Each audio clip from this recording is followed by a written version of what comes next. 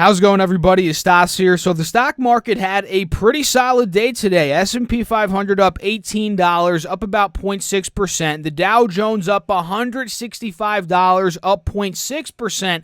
And the Nasdaq up $37, up 0.35%, as some of the big tech names are finally starting to report earnings here. And in this video, just like always, guys, we're going to be breaking down the stock market, going over some technicals, talking about where we could be headed here. Are we going higher? Are we going lower? We're going to break some scenarios down in this video, and I also want to break down the top stocks that I'm looking to buy right now as we're slowly wrapping up the month of July, and I want to share what some companies here did and reported in terms of earnings. As you guys know, earnings season is upon us, so a lot to go over in today's video. If you guys find value in it, hit that like button for me. Let's try to get 400 likes on this video, and check out all the free links down below in the description box if you want to join the Strive Smart Discord chat, Facebook group, and if you want 2 free stocks from Webull valued up to $1,400, check out that link down below as well. All you have to do is deposit $100 into the account, and that is when you get your 2 free stocks, again valued up to $1,400. So let's get into the video now. And by the way, we're going to go over Tesla earnings as well, and fun fact, I have not looked at it yet, so you're going to get my live reaction and see, how the stock's flying and either going up or down in live terms here, and what I'm reacting to it. It's going to be pretty funny. So let's get into the video. S&P 500 today, again, up $18, up 0.6%, and we ended up closing right at a critical point, guys, that we've been talking about really since yesterday's video. We talked about it in yesterday's video, and that is right around 3280. And you guys can see, especially if we zoom in a bit here to the 5-day 5-minute chart, you can see yesterday we rallied up to about 3280. And really it was 3277 to be exact, and we pretty much were stagnant there for the rest of the day. We got rejected there again at about 10:30 a.m. Eastern Standard in the middle of the day around lunchtime, a little bit later in the day as well, with about 2 hours left in the market. We failed at about 3277 and ended up dumping off. But like we said yesterday, we ended up maintaining the uptrend. We closed above where we closed the previous day, which was bullish. And generally speaking, the bulls were in charge yesterday, right, heading into today. And today rolls around, and the bulls pretty much are still in charge, but they haven't fully broken out quite yet, because, again, we have not taken out 3277, 3280, that general area. And if that ends up breaking out here, guys, what have I said before? I'm thinking the S&P is going to be going up to $3,330, 3300, 3320, that general area. I think that is, if it breaks out, that's going to kind of, explode it up to the upside, if that makes any sense. And today in general, again, the bulls won the day. I mean, you see the triple bottom here on the S&P once in the morning at 3250, where we held yesterday, and that was where we closed on, what day was that? Monday. So that's good. We held it there. We held it again later in the day, and again at about 2 p.m. Eastern Standard, making that triple top. And the fact that we're rallying out at the close, that is very good. So watch for that 3280 break in tomorrow's session. The Dow Jones Industrial Average here, just like the S&P 500, closed at a pretty critical resistance at $27,000. And if we zoom out a bit, and first and foremost, you can see it here on the 5-day 5-minute. I mean, we struggled at 27K yesterday, as well as on the 15th of July. But if we zoom out, let's say to the 4-hour chart, you guys can see, I mean, this is where we struggled back when the crash began. I mean, we saw a relief rally during the crash. This crash from about 29.5 down to 24,000. That's incredible, guys. That was in the span of like a week or two there.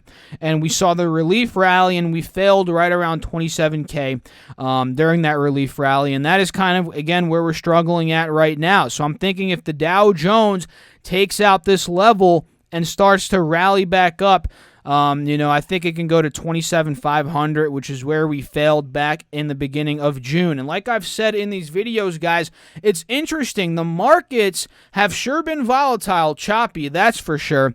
But overall, we haven't gone anywhere since the beginning of June. The Dow Jones is stagnant. I mean, we're right where we were in the beginning of June. S&P is right where we were in the beginning of June for the most part. Now it's starting to break out these past couple of days. And yeah, the Nasdaq is above where it was in June, but nonetheless, it still hasn't really moved in the past, let's say, 13 days at this point, 15 days. So the markets are slowing down, that's for sure. And I think this is kind of the calm before the storm, and the storm being these earnings reports and the potential second wave that we're seeing here. I mean, we're getting some good news in terms of a vaccine. We might as well talk about that right now. The U.S. agreed to pay Pfizer, ticker symbol PFE. I think they were up 5% today.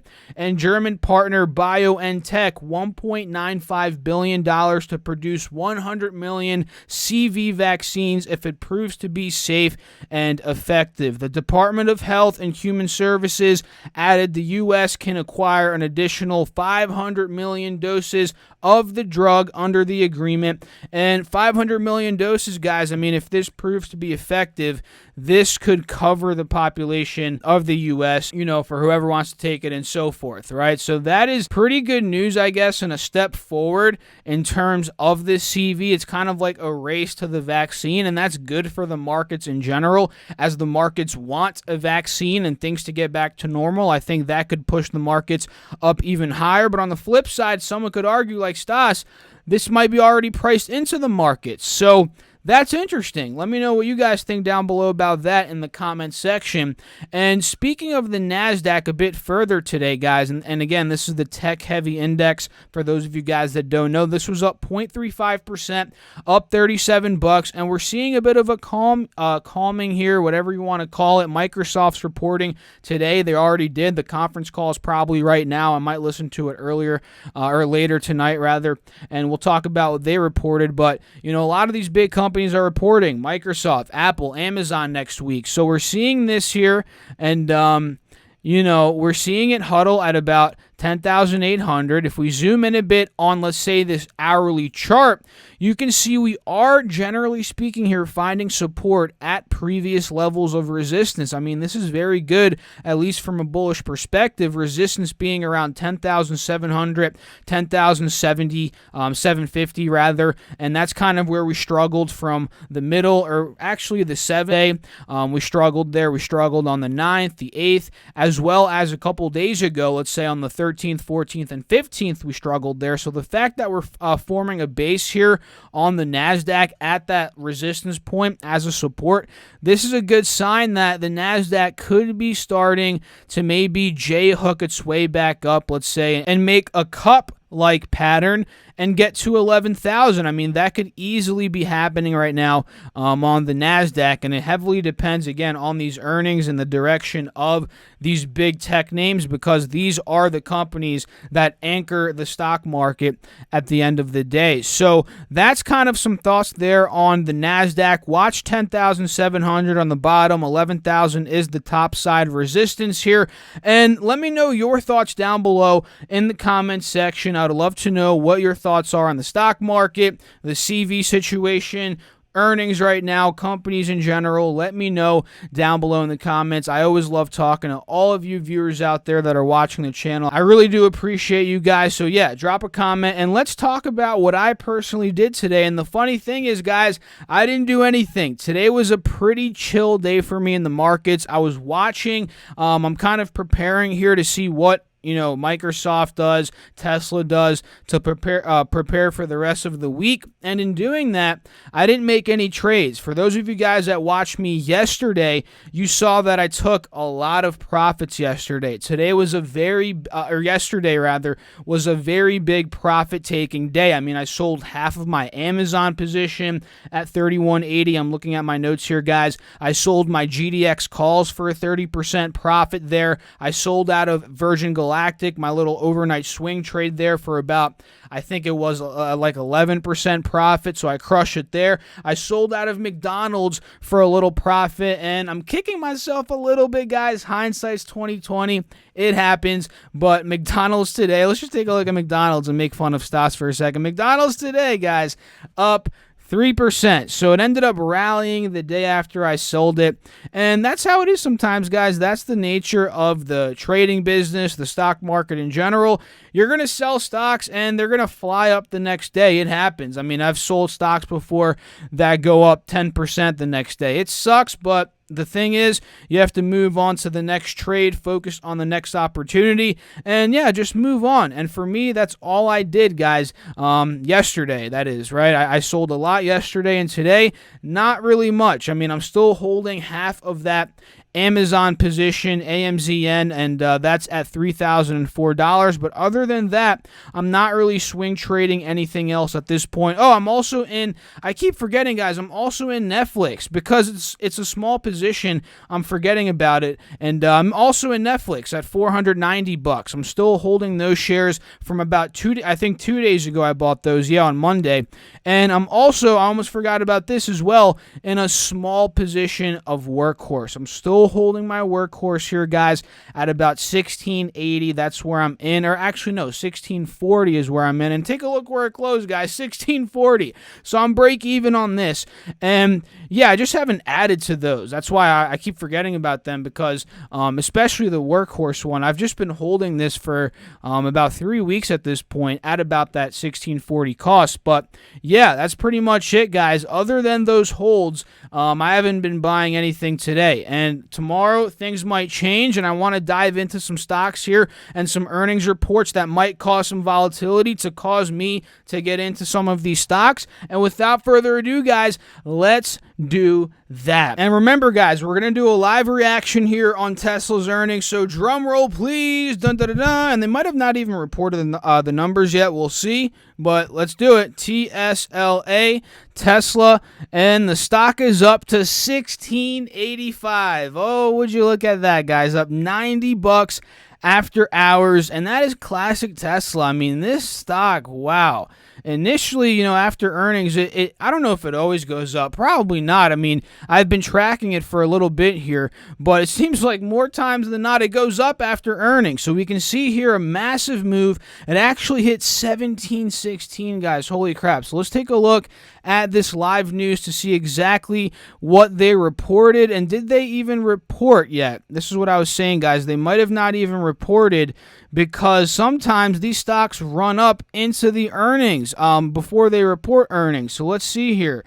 Dun, da, da, da, dun, da, da, da. There you go. Tesla reports surprise Q2 profit, but I can't even see where the heck is the profit.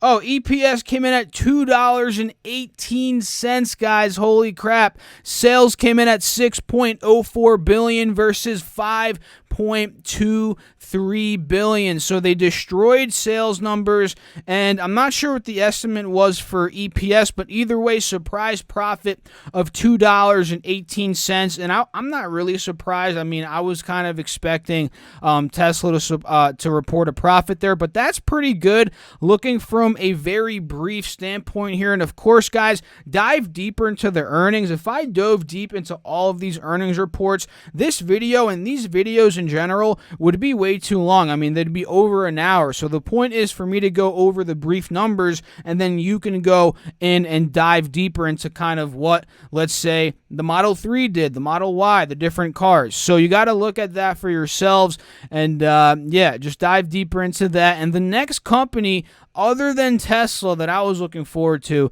and call me crazy, but I was looking forward more to, and this might be an unpopular opinion, but I was looking more forward to Microsoft's numbers than Tesla. And Microsoft's actually down about what is this, $6 after hours here, and they actually beat on EPS and revenue. I did peek before I made this video, guys. I did put some notes down here, and their EPS came in at $1.46 versus $1.37. Maybe not a blowout out of the park beat like we see a lot of the time from Microsoft. I mean, a lot of the time we see them beat EPS by 20-30%, maybe not 30%, but like 15-20%.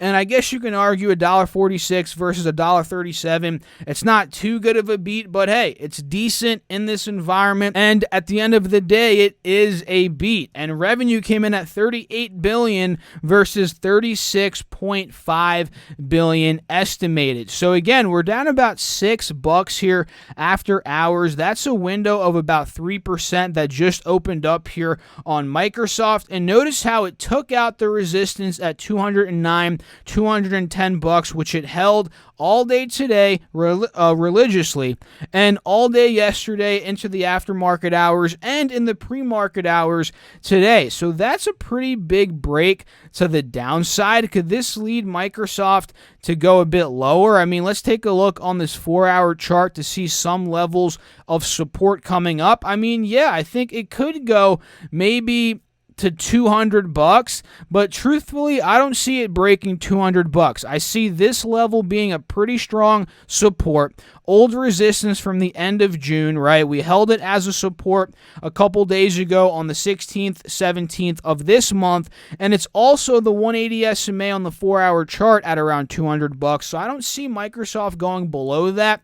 And quite honestly, if we get an opportunity tomorrow at $200, $202, $205 even, if it stays here where it's at after hours here, I might consider picking up some shares, honestly, guys, here, and swing trade them, because I've talked about before, I don't like picking up shares before earnings. I don't like, gambling on whether it's going to beat or miss and so forth. I used to do that. I wasn't too good at doing that. But once I get more direction on the company after they report earnings, see their numbers, I feel more comfortable getting in. So we'll see. We'll see what they do tomorrow. If they find support, Microsoft at $200, $205, I probably will end up nibbling a little bit of a position there. And Chipotle Mexican Grill, CMG, also reported earnings today. They came in at $1, actually no, 40 cents rather. They came in at 40 cents EPS versus 19 cents, 19. So they beat there on EPS, and revenue came in at $1.36 billion versus $1.32 billion. And speaking of Chipotle, guys, I have not had Chipotle in months, and I freaking love Chipotle. And what I do there to save money, a little bit of a side tangent here, is you have to get the bowl. Ask for double rice always, double chicken maybe, but that's a bit extra. So, maybe half chicken, half steak, whatever. And get the tortilla on the side. This way, with the double rice, you get a burrito out of it, and you get a bowl. So for $10, whatever it is, $9, $11, you have 2 meals right there. So that's a way to hack Chipotle. And speaking of that, man, I want Chipotle. I might go after this and get it. We'll see what ends up happening. But either way, Chipotle, CMG, that's what they ended up reporting here. And if we zoom in a bit, we can see the stock actually tanked once the company reported.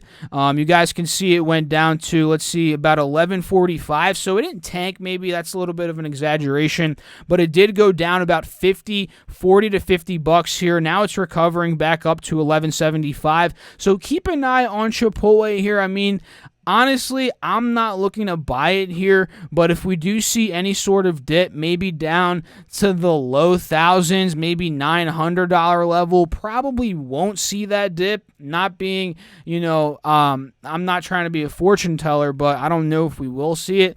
But that's where I'd feel comfortable at the end of the day, picking up some Chipotle. And United Airlines, they reported yesterday, completely forgot to talk about them, and they have just been crushed, guys. This is an airline company. You guys know that. Ticker symbol UAL. They came in EPS of negative $9.31. So they lost $9.31 versus the $9.02. So they missed there on EPS, and revenue came in at $1.48 billion versus $1.3 $2 billion. And get this. Get this, guys. It's insane how much cash they burn daily here. Get this, guys. Quarter 2, they averaged $40 million of cash burn per day. And they're forecasting for quarter 3 to be around $25 million of cash burn per day.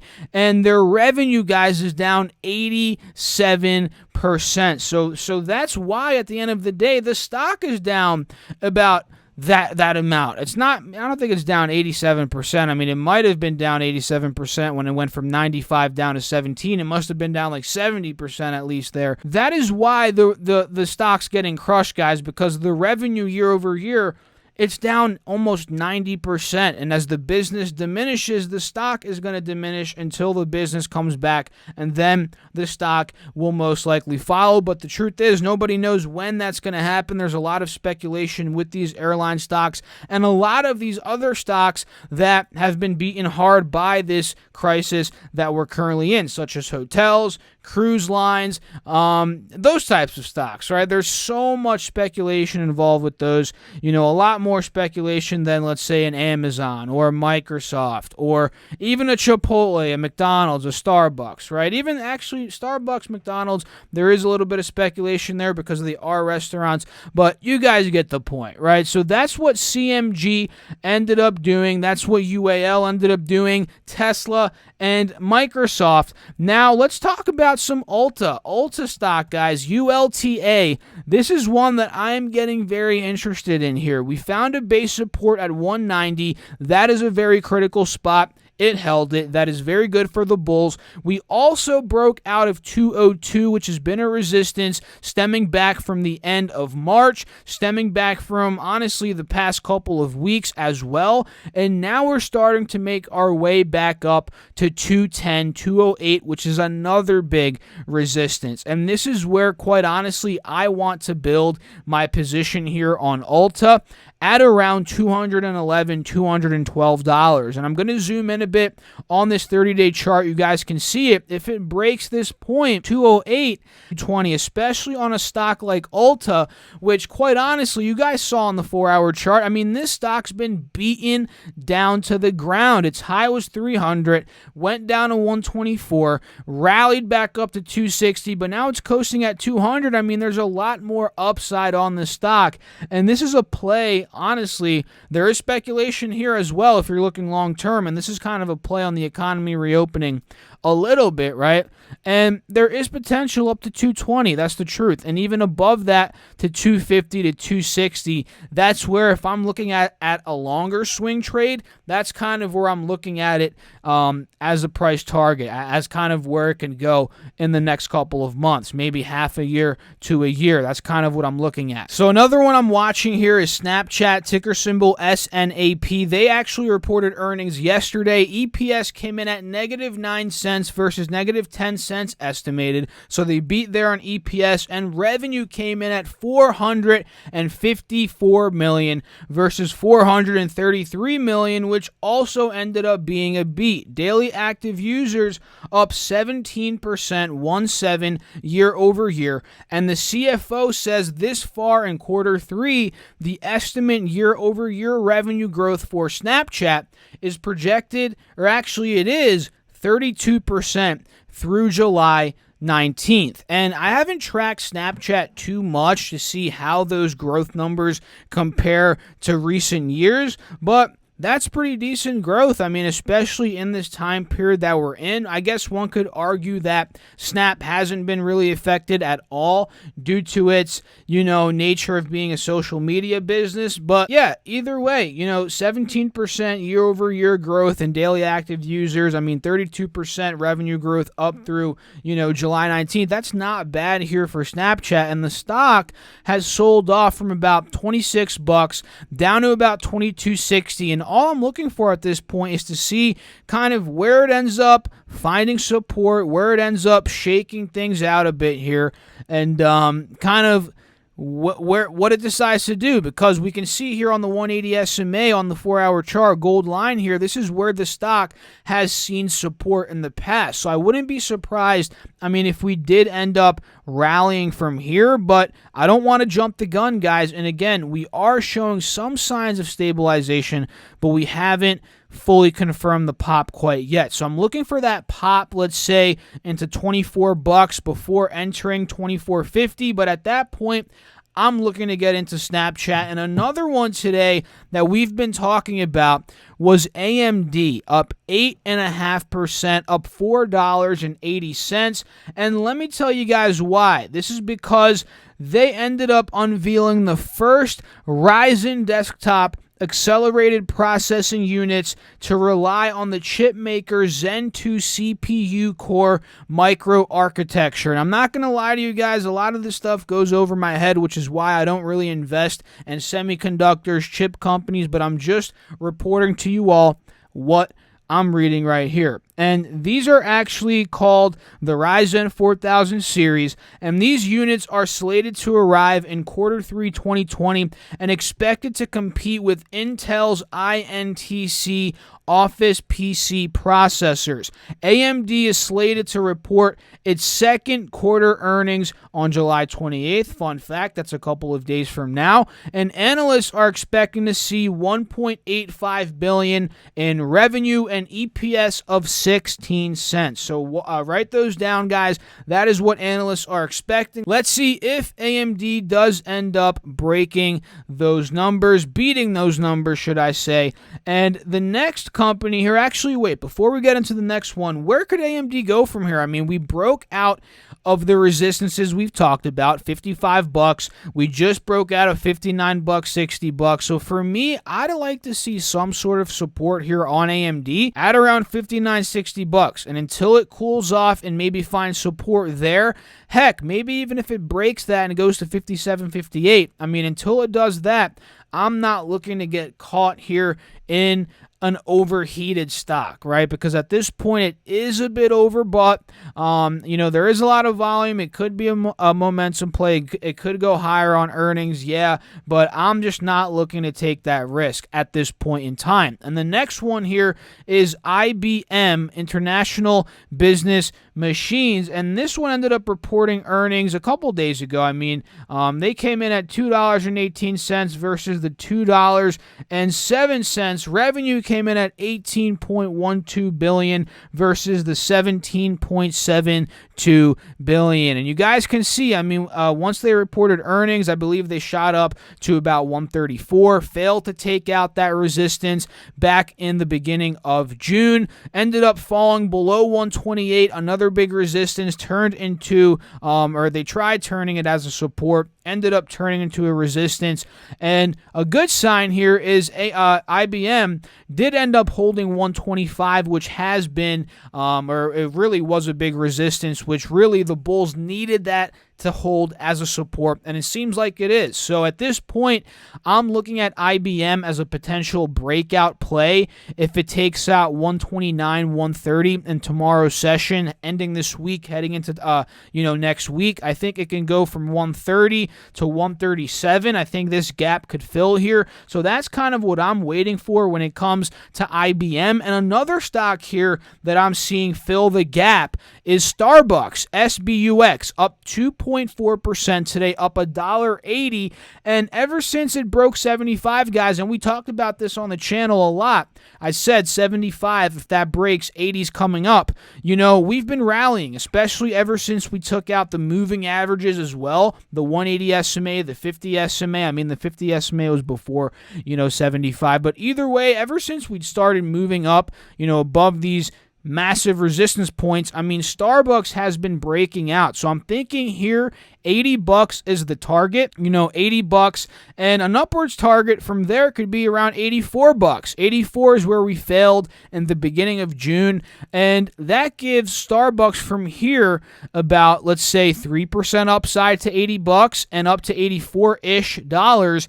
It gives it around 7 to 8% upside. So very interesting, guys. Also report earnings on the 28th. I think that is what, next week, maybe Monday or Tuesday, so that's going to be interesting there. And Virgin Galactic today, guys, SPCE ended up going up 3%, and it seems like it's finding a strong support at $24.50. Take a look. That was the resistance from back on the 17th of this month. And what happened, guys? We broke out of it yesterday. We broke 24.50, hit about 26.30, and today we ended up pulling down, holding the 50 SMA, which has been a support on this hourly chart, at about 24.50, and we held 24.50 as a new base, as a new support, and we formed a cut pattern, and we pretty much closed at the resistance from yesterday. So this is starting to break out. I mean, we're forming the cut pattern on the old resistance. Now it just has to take out the general area of about 26.50. And from there, guys, 26.50, I think SPCE here could easily get up to $27, $28. I mean, that is what you can see here. That is a big resistance stemming back from the beginning of March. So take a look at this stock. And before we end off the video, precious metals, guys. These have been on fire. I mean, gold has been on fire. Today it's up $27. So I'm watching gold, and not just gold, guys, silver. Silver's been more on fire. You know, not even arguably, it has been more on fire. Today, silver up 8%. Yesterday, I mean, it tore it up yesterday, and it's just been on a tear ever since the middle of June. I mean, ever since June 15th, silver's gone from $17.50 all the way to where it is now. That's a move of 25%. And it seems like no one's really talking about this. I mean, that's beating a lot of stocks out there, if not most stocks. I know it's beating the indexes, no doubt about that. But some individual stocks have beaten that. But for the most part, I mean, gold and silver, they're doing very well compared to the markets, if not beating them. I don't know if gold's beating them. Let's take a look at gold. I mean, gold ever since the middle of June, it's up about 8%, which has to be more than the stock market, because we talked about how in the middle of June, the beginning of June, the markets were right around the same spot where they are at now. So watch these precious metals, guys. Gold, silver, GDX is a gold miners ETF I love. I'm watching this one for a potential entry point. GLD is a gold ETF that tracks the price of gold. It strictly tracks the price of gold, guys. So if you don't have physical gold to get exposure to that price of gold, the increase of it, GLD could be what you can trade. And SLV is the same exact thing, but for silver. And just take a look at this breakout, guys. I mean, this is ridiculous, and nobody's talking about it. I mean, SLV's gone from 17 to 21, but don't worry, I'm going to talk about it here on the channel, guys, and make you guys aware of what is moving out there on the market. So that's pretty much it for this video. I hope you guys found value in it. As always, if you did, hit that like button for me. Again, let's try to get 400. Actually, forget 400. Let's try to get 500 likes on this video, and check out all the free links down below in the description box if you want to join the Discord chat, the Facebook group, and if you want 2 free stocks from Webull valued up to $1,400. All you have to do is use my link down below, deposit $100, and you get 2 free stocks. I also get free stock since it is an affiliate link, and I do appreciate you guys for using that, as it does end up supporting me and all the free content that I'm putting up here on YouTube. So I'll catch you all in the next video. Stay safe out there as always, guys. Thanks for watching. Peace out.